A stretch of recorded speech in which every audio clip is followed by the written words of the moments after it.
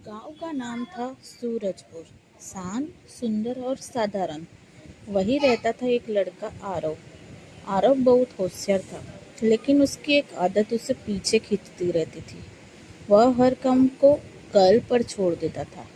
अरे, पढ़ाई तो कल से शुरू करूंगा। आज तो आराम कर लेता हूँ। सुबह जल्दी उठूंगा। अभी थोड़ा और सो लेता हूँ। यही उसकी रोज की बातें थी। आरव के पिता एक किसान थे।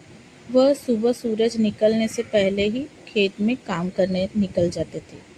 एक दिन पिता ने कहा, बेटा, समय सबसे बड़ा धन है। इसे यूं ही मत गवाओ। आरव हंसते हुए बोला, पापा, अभी तो बहुत समय है मेरे पास।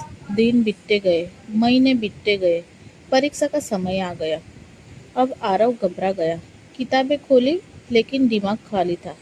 जितना समय उसने गवाया था, अब उतने ही में ही सब कुछ सीख पाना मुश्किल था। परीक्षा का दिन आया और परिणाम भी। आरव फेल हो गया। उसी दिन पहली बार उसकी आंखों में आंसू थे। वह घर आया, चुपचाप बैठ गया। पिता उसके पास आए और बोले, बेटा, समय को कभी हल्के में मत लेना। यह लौटकर नहीं आता। उसी समय गांव में एक बूढ़े शिक्षक आए। दादाजी, मास्टर जी। उन्होंने आरव को बुलाया और कहा, अगर तुम चाहो तो आज से सब बदल सकता है। बस एक नियम याद रखो, हर काम समय पर।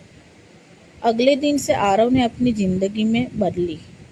सुबह जल्दी उठना, समय पर पढ़ाई करना, हर काम को समय पर खत्म करना। अब यही उसकी आदत बन गई।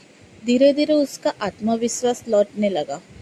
अगले साल जब परीक्षा हुई तो आरव ने पूरे गांव में पहला स्थान हासिल किया। उस दिन उसके अपने पिता ने कहा, पापा, अब समझ आया, समय की कीमत पैसे से भी ज्यादा है।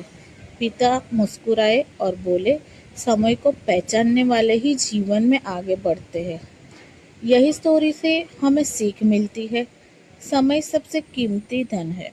इसे सही समय पर सही काम में लगाओ, वरना यह हमेशा के लिए हाथ से निकल जाता है।